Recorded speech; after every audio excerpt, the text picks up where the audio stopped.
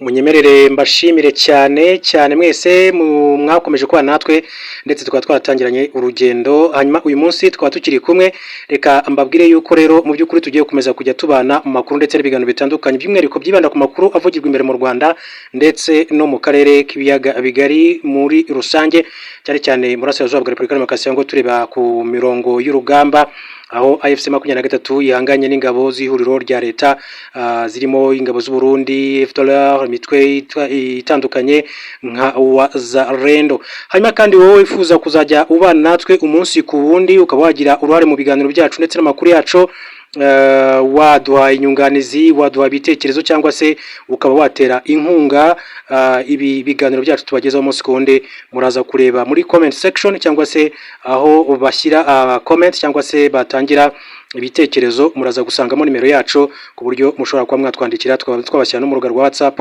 tuzajya dukomeza kubana rero umunsi ku wundi. Ntabwo rero nundi ndaza kwizimba amagambo ahubwo ndagira ngo tuganire n'amakuru akomeje kugenda agarukaho cyane by'umwihariko mu gihugu cy'u Rwanda. Hari amasezerano leta y'u Rwanda rifitanye n'ikipe ya Arsenal, biravuga yuko azarangira mu mwaka wa 2026 kandi ayo masezerano ntabwo azongerwa. Kubera iki rero mu by'ukuri ayo masezerano atazigera yongerwa? Ntabwo yigeze atanga umusaruro kandi twaragiye tubwirwa kenshi ko ayo masezerano yagiye atanga umusaruro mu buryo bumwe cyangwa se ubundi. Nimwe mu nkuru tugiye kugenda tugarukaho. Hanyuma kandi kurundi Rwanda aza kubabwira ijambo rya Madame Louise Mushikiwabo, n'umuyobozi wa organisation y'ibihugu bivuga ururimi rw'igifaransa ku isi yose rufite icyicaro mu gihugu cy'Ubufaransa. Ijambo rikomeye cyane avugiye muri Kigali cyangwa se mu murwa mukuru w'u Rwanda Kigali, nayo nimwe mu nkuru tuza kugaruka. Hanyuma ibijyanye n'amasezerano ya Repubulika Demokarasi ya Kongo ndetse na M23 y'Doha muri Qatar, kuki Qatar ivuga yuko harimo ingorane nyinshi cyane, n'uruhe ruhande rugoranye kuzashyira mu bikorwa aya masezerano abantu benshi baherutse kwishimira ko yamaze gushyirwaho umukono ku mpande zombi. Gusa bibutsa ko ari amahame shingira agera ku 8, buri hame rikazagenda riganirwaho ukwaryo kugeza amahame 8 yose aganiriweho hanyuma agatangira gushyirwa mu bikorwa. Ibyo abantu benshi batekereza ko bishobora kuzashyira iherezo ku ntambara imaze igihe kitari gito mu Burasirazuba bwa Repubulika Iharanira Demokarasi ya Kongo. Reka rero dutangire mbaye ikaze mbabwire ko urwego rw'igihugu rw'iterambere RDB rwatangaje ko kubwumvikane amasezerano rwari rufitanye na Arsenal binyuze muri Visit Rwanda azarangira muri Kamena 2026, bivuze ko nyuma y'icyo gihe atazongerwa. RDB yatangaje ko uyu mwanzuro wafashwe muri gahunda yayo yo kwagura ibyo ikora ari mu bufatanye bwayo bushingiye kuri siporo, ireba cyane andi masoko mpuzamahanga n'amahirwe y'ishoramari. Itangazo ryashyizwe hanze rivuga ko Arsenal na RDB byarenze intego byari byihaye ubwo imikoranire yatangiraga arizo zo guteza imbere ubukerarugendo, guharanira ko abakunzi umupira w'amaguru bamenya u Rwanda bakanarusura ndetse no gushyira umusingi ufatika ugamije iterambere n'ubukerarugendo mu Rwanda. Ubufatanye RDB isobanura ko bwagaragaje ubwiza karemano bw'u Rwanda ndetse bugira n'uruhare mu iterambere ry'ubukerarugendo. Isobanura ko ba mukerarugendo basura u Rwanda biriyongereyeho miliyoni 1 ndetse n'300 muri 2024, ndetse umubare w'amafaranga ava mu mukerarugendo ukazamukaho 47% ugereranyije n'uko byari bihagaze mbere y'uko imikoranire itangira biciye muri gahunda ya Visit Rwanda. Bimwe mu bihe rero bitazibagirana RDB isobanura ko byabayeho muri ubu bufatanye harimo kugaragaza umuco w'u Rwanda kuri Emirates Stadium, ni stade y'ikipe Arsenal, hamwe no kuba abakinyi n'abahoze ari bo ba Arsenal baragiye basura u Rwanda mu bihe bitandukanye. Abo barimo rero uwitwa Alex Scott, Mathieu Flamini, Bakary Sagna, Julien Timber, uwitwa Catherine Ford ukina mu ikipe y'abagore ya Arsenal, n'uwitwa Katy Makeba nawe ukina mu ikipe y'abagore, n'uwitwa Laia Codina, bombi bakina mu ikipe y'abagore ya Arsenal iherutse gutwara na Champions League yo ku mugabane w'Uburayi. Mu ngendo zabo rero mu Rwanda basuraga ibice bitandukanye by'igihugu nka pariki n'ibindi ndetse bakagira umwanya wo guha impanuro abanyarwanda bakiri bato bakunda umupira w'amaguru. Umuyobozi mukuru wa RDB Jangi Africa yagize ati twishimiye ibyo ubufatanye bwagezeho mu myaka y'imikoranire bumaze, bwagaragaje urundi rwego rw'ubukerarugendo mu bice bitandukanye by'isi, byongera abasura u Rwanda ku rwego uburyo busanzwe butari kugezaho. Mu gihe rero ati turarwa ishinga no kongera ubukerarugendo bushingiye kuri siporo ahantu hashya. Turashimira Arsenal ku bufasha, ubufatanye bikorwa n'ibindi yafatanyijemo n'u Rwanda mu myaka 8 ishize. Yongera ati twiteguye gukomeza umubano wacu na Croenc Sports Club Entertainment Group binyuze mu bufatanye ati duheruka kugirana na Los Angeles Rams ndetse na SoFi Stadium muri Los Angeles, ndetse ati dukomeje ubufatanye n'amakipe ya Arsenal y'abagore n'abagabo mu gihe rero gisigaye ngo uyu mwaka w'imikino urangire.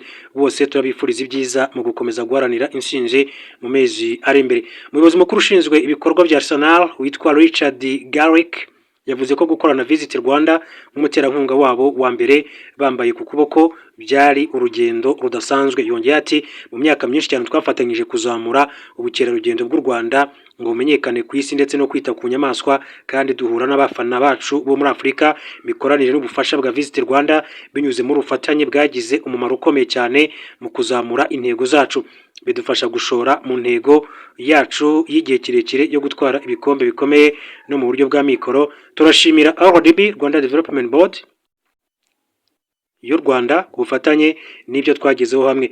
Muri Gicurasi no kuva mu kwezi kwa gatanu na 18 nibwo byatangajwe ko urwego rw'igihugu rw'iterambere RDB rwinjiye mu bufatanye na Arsenal yo muri Premier League mu Bwongereza. U Rwanda ruyibera muterankunga wa mbere ku maboko y'imipira, aho yambara Visit Rwanda ku kuboko kw'ibumoso haba mu ikipe nkuru y'abagore ndetse n'iz'abato. Ayo masezerano rero yatangiye kubahirizwa mu mwaka w'imikino 2018 na 2019 watangiye muri Kanama na 2018, bivuga ko yagombaga rero kurangirana n'umwaka w'imikino wa 2020-2021 washyizweho akadomo muri Gicurasi 2021. Ku itariki ya 18 Kanama uwo mwaka RDB yatangaje ko nyuma y'imyaka igera kuri 3 y'imikoranire yatanze umusaruro muri 2019. Impande zombi zanzuye ko zakongera rero igihe amasezerano yari kumara. Byari nyuma y'uko umusaruro w'ubukerarugendo bw'u Rwanda wiyongereyeho 17% ukagera kuri miliyoni 498 z'amadolari y'Amerika muri 2019 uvuye kuri miliyoni 425 z'amadolari y'Amerika muri 2018. Hanyuma rero uruhare rwa Arsenal mu kumenyekanisha u Rwanda kuva muri 2018. Arsenal ni imwe mu makipe 10 akunzwe ku isi, ibyo bikagaragarira rero mu mubare w'abayikurikira ku mbuga nkoranyambaga, umutungo ifite, agaciro kayo n'umubare w'imyambaro y'abakinyi igurisha buri mwaka. Mu mikoranire yaranze rero u Rwanda na Arsenal mu myaka isaga 7 ishize, harimo ko uretse kwambara Visit Rwanda ku myambaro yayo ndetse no kubishyira ku byapa byamamaza kuri Emirates Stadium, iyi kipe mu Bwongereza yakunze kumenyekanisha ibyiza bitatse u Rwanda na bimwe mu bigize umuco nyarwanda, yifashisha abakinyi bayo, ikabinyuza rero ku mbuga nkoranyambaga zayo, ikurikirwaho rero n'abagera kuri miliyoni 100. Kuva muri 2018 hari abanyabigwi ndetse n'abakinyi benshi cyane bakomeye b'amakipe ya Arsenal mu bagabo n'abagore bagiye mu Rwanda. Muri ubufatanye kandi abatoza bo muri Arsenal barimo uwitwa Simon McManus ndetse na Kelly Green bahuguye ab'abanyarwanda mu kubafasha kubatoza umupira mwiza ugezweho nk'uwo iyi kipe ikina. Buri mwaka rero iyi kipe kandi yifatanyaga n'abanyarwanda umuhango wo kwita izina abana b'ingagi, ikohereza n'abakinyi batandukanye rero mu Rwanda. Umuyobozi mukuru rero ushinzwe ibikorwa bya Arsenal witwa Richard Garrick akaba yavuze ko gukorana na Visit Rwanda rwose nk'umuterankunga wabo wa mbere bambaye ku kuboko ntako bisate, byari urugendo rudasanzwe, kandi tuzahora twifuza gukorana n'igihugu cy'u Rwanda no mu bihe biri imbere nk'uko bakomeje kugenda babigarukaho. Garuka ku ijambo rya Madame Louise Mushikiwabo, umunyamabanga mukuru w'umuryango w'ibihugu bivuga ururimi rw'igifaransa, yavuze ko isi idashobora kubaho neza ndetse no gutera imbere yirengagiza abagore, cyane ko bagize 1/2 cy'abayituye. Yabigarutseho ku itariki ya 19 Ugushyingo 2025 atangiza inama 46 ya Minisitiri b'Ububanyi n'Amahanga b'ibihugu bigize uyu muryango yateraniye i Kigali. Iyi nama yibanze ku ruhare rw'umugore mu iterambere ry'ibihugu bigize uyu muryango mu myaka 30 ishize. Mushikiwabo yagaragaje ko mu myaka itandukanye ibihugu bigize OIF birimo ibyagaragayemo rero ibibazo byo gusumbanya abagore ndetse n'abagabo. Ati twigeze tuzirikana uruhare umugore akwiye kugira mu guhuriza hamwe umuryango ngo abantu babane neza. U Rwanda rurabizi. Ati nyoberwa ukuntu tutabasha rero kureba kure. Ati ntumva kenshi mu mbwirwaruhame ko isi idashobora kubaho yirengagiza abagize 1/2 cy'abayituye. Kugeza ubu mu barenga miliyari 8 na miliyoni 6 batuye isi, hejuru ya miliyari 4 ndetse na miliyoni 5 n'abagore. Ibyavuye mu ibarura rusange rya 2022 bigaragaza ko abagore mu Rwanda barenga 51 n'igice kwijana. Mushikiwabo rero yasabye abaminisitiri bo mu bihugu bigize uyu muryango w'ibihugu bikoresha ururimi rw'igifaransa gukora ku buryo bagira imikorere idaheza mu buzima bwose abagore. Ati ndasaba abaminisitiri kurema uburyo bushya bw'imikorere mu muryango itagoranye, yumva neza ubushobozi bw'abagore no mu bijyanye no kwirinda no gukemura amakimbirane ndetse no mu guharanira imibereho myiza mu muryango mugari no mu ngo ati ntitukibeshye kugira ngo umugore rero agere ku nsinzi bikeneye ubufatanye bwanyu abagabo. Ati mudahari ibice bikenewe ntibyaba byuzuye ndetse ibyakorwa ntibyaba byiza. Perezida w'urukiko rw'ikirenga rw'u Rwanda Domitira Mukantaganzwa yavuze ko u Rwanda rwakoze byinshi cyane mu guteza imbere umugore binyuze mu bushake bw'igihugu cyahisemo ko nyuma ya jenoside yakorewe abatutsi urugendo rwo kwibaka rushyira imbere uruhare rw'umugore. Yavuze ko hashyizweho gahunda ziteza imbere uburinganire mu nzego za leta n'ahandi n'izishyigikira iterambere ry'umugore. Ati kubera ayo mavugurura twabonye inyungu y'uruhare rw'abagore mu iterambere rya buri rwego rw'ubuzima. Mu bijyanye na politiki u Rwanda ni urwa mbere rufite abadepite benshi cyane b'abagore ku isi bangana 63.7%. Yavuze ko mu rwego rw'ubutabera abagore bagize hafi 50%. Abagore bagira uruhare rukomeye cyane mu gukemura amakimbirane ndetse no kunga umuryango washegeshwe na jenoside. Abacamanza b'abagore bageze hafi kuri 50%. Mukantaganzwa Domitire uyu nguyu rero wanayoboye inkiko gacaca mu myaka 20 ishize, yavuze ko muri icyo gihe yabonye uruhare rukomeye cyane rw'abagore mu gutanga ubutabera kandi n'ubu bagize umubare munini cyane mu rwego rw'abunzi rukorera hirya no hino mu gihugu cy'u Rwanda. Mukantaganzwa yavuze ko mu bihugu byinshi cyane usanga gahunda zigamije guteza imbere abagore ziri mu nyandiko, bityo hakwiye rero gushyirwa imbaraga mu kubivana mu nyandiko bikajya mu bikorwa. Inama ya minisitiri b'ibihugu bya OIF yitabiriwe n'abantu batandukanye bavuye mu bihugu bigera kuri 65. Niyo nama ya mbere yo ku rwego rwo hejuru muri OIF u Rwanda rwakiriye kuva uyu muryango ushinzwe mu myaka myinshi cyane itambutse, kuko uyu muryango washinzwe mu mwaka w'1970. Hanyuma reka mbabwire ko umunyamabanga wa leta ya Qatar ushinzwe ububanyi n'amahanga Dr Mohammed bin Abdulaziz Al Khulaifi yatangaje ko guhuza abahagarariye ubutegetsi bwa Repubulika ya Demokarasi ya Kongo n'ihuriro AFC 23 birimo ingorane zikomeye cyane zishingiye ahanini ku kutizerana. Tariki ya 15 Gushyingo 2025 leta ya RDC na AFC 23 byashyize umukono ku mahame shingiro 8 itezweho gufasha impande zombi kugera ku mahoro arambye. Byagezweho nyuma y'ibiganiro byayobowe n'abahagarariye guverinoma ya Qatar na Leta Zunze Ubumwe za Amerika. Mu kiganiro cyihariye n'ikinyamakuru cyitwa Breitbart, Minisitiri Khulaifi yagize ati uko tubibona aya mahame shingiro afatwa nk'igihe cy'ingenzi mu rugendo rwo kugarura amahoro n'umutekano mu karere k'ibiyaga bigari. Twumva neza ko ari akazi kagoye cyane n'ibiganiro bigoye bihuza impande zihanganye kubera ko hari ukutizerana gukomeye hagati yazo, ariko dushimishijwe no kuba twarashoboye gutuma haboneka ibisubizo bifatika. Minisitiri Khulaifi kandi yakomeje agira ati biragoye cyane kubera impamvu ebyiri. Iya mbere ni ukutizerana hagati y'impande zombi. Ijambo kwizerana ati ntiriba mu nkoranyamagambo y'impande zihanganye. Ibi rero bituma umurimo w'abahuza wo kubaka ikiraro ndetse no kuziba ibyuho hagati y'impande zombi ugorana nk'uko babivuze.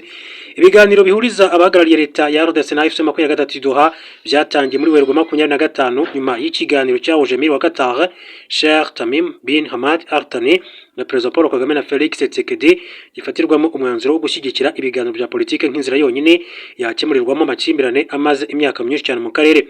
Minisitiri Khulaifi yasobanuye ko hari ubwo biba ngombwa ko Qatar idahuriza abahagarariye leta ya RDC na AFC 23 mu cyumba kimwe mu rwego rwo kwirinda ubushyamirane, ikabaganiriza mu byiciro bitandukanye kuri gahunda zatuma Burasirazuba bwa RDC bubona amahoro arambye. Ati hari ubwo tureka ibiganiro bitaziguye ibyo bahagarariye impande zombi tukabashyira mu byumba bitandukanye kugira ngo tuvugane byinshi kuri gahunda nziza zizafungura inzira iganisha ku gukemura amakimbirane. Yakomeje agira ati ingorane ikomeye cyane ya kabiri duhura nayo mu by'ukuri ni imirwano. Amakimbirane sa ya politike nayitwaje intwaro aba mu gihugu turi mu biganiro. Ati hari imirwano no kwica byagize ingaruka ku nzirakarengane z'abasivili. Tekereza ingorane biri kubera, ati ibiri kubera ku rugamba bishobora guhita bigira ku meza ibiganiro. Minisitiri Khulaifi rero yatangaje ko hari ubwo umunsi ntarengwa wo gusinya amasezerano ujya kugera impande zombi zitarumvikana ku ngingo ziyagize, kubera ko buri ruhande ruba rushaka kungukamo byinshi, bikaba ngombwa ko abahuza barara amajoro banoza inyandiko zishobora gutuma habaho ubwumvikane. Ati ndibuka ijoro rimwe mbere y'uko haba umuhango wo gusinya nari kumwe na Dr Masad Boulos ati muri Sheraton Hotel kugeza saa 8 z'urukerera tunoza imirongo mike z'umushinga w'amasezerano y'impande zombi. uko usatira iherezo ati niko birushaho rero gukomera kandi birumvikana buri ruhande ruba rushaka kungukira byinshi muri aya masezerano. Uyu muyobozi rero yagaragaje ko bitari gushoboka ko abahagarariye leta ya RDC na FC23 bajya mu biganiro ngo bahite bagera ku masezerano ya burundu, bityo ko byabaye ngombwa ko Qatar n'abandi bahuza nka Amerika baca umuvuno wo kuganira ku ngingo ku yindi ndetse no kwemeranyaho. Yagize ati twatekereje ko uburyo bihariye kuri aya makimbirane gukurikira urugendo nakwita urw'intambwe ku yindi, ntibyari ngombwa guhuriza impande zombi mu cyiciro kimwe kugira ngo rero ziganire ku masezerano y'amahoro ya rusange ako kanya, ahubwo habayeho gutera intambwe ku yindi. Minisitiri Olaife rero yasobanuye ko nyuma yo gusinya amahame shingiro hagiye gukurikiraho ibiganiro kuri 6 mu 8 muri yo, kuko iryo kurekura imfungwa n'iryo guhagarika imirwano iyo yasinywe muri Nzeri no kwakira 2025. Amahame azaganirwaho arimo korohereza ibikorwa by'ubutabazi, gusubiza inzego na serivisi za leta mu burasirazuba bwa RDC, iry'ingamba z'agateganyo z'umutekano, gucyura impunzi ziri mu mahanga n'izahungiye mbere mu gihugu, n'iryo kuzahura ubukungu mu bice byibasiwe n'imiryango n'imirwano, n'iryo no gutanga ubutabera. Ibi biganiro si byo bya mbere bibaye bishakirwamo igisubizo cy'amakimbirane yo mu burasirazuba bwa RDC, ariko ibyabanje byose nta musaruro byatanze. Minisitiri Olaife yasobanuye ko umwihariko w'ibya Doha ari uko byo bitareba ku mutekano muke gusa, ahubwo ko binareba ku bukungu nk'icyatuma amahoro arambye aboneka. Minisitiri Olaife yagaragaje ko kuba abafatanyabikorwa mpuzamahanga bizewe nka Amerika n'umuryango wa Afurika yunze ubumwe bashyigikiye ibiganiro bivuye inyuma bibyongerera agaciro bikanatanga icyizere ko bishobora gutanga umusaruro. Yemeje ariko ko nubwo ibiganiro bya Doha byihariye bikanizerwa kurusha ibyabanje, agihamya ko kubahiriza imyanzuro izavamo bizakomeza kugorana bitewe n'uko leta ya RDC na FC23 bitarizerana kandi imirwano ikaba ikomeje. Ese kuyubahiriza bizagorana cyane rwose? Ati tuzahura n'ingorane mu kuyubahiriza cyangwa se mwibazwa ryayo 100%, ariko twese twiyemeje gukomeza guterana intambwe ku yindi n'impande zombi tugana ku mahoro arambye. Ubwo leta ya RDC na FC23 bashyiraga umukono ku nyandiko y'amahame ngenderwaho tariki ya 19 Nyakanga, Qatar yari yagaragaje ko amasezerano y'amahoro rusange azasinywa mu ntangiriro za Kanama, ariko ibyo ntibyabaye. Inyandiko yasinywe tariki ya 15 Ugushyingo igaragaza ko impande zombi nizimara kuganira ku mahame shingiro 6 zikumvikana kwibahirizwa ry'ingingo zose ziyagize, aribwo zizasinya amasezerano y'amahoro ya rusange. Reka rero mbashimire cyane kandi mbifurize kumeza kugira ibihe byiza.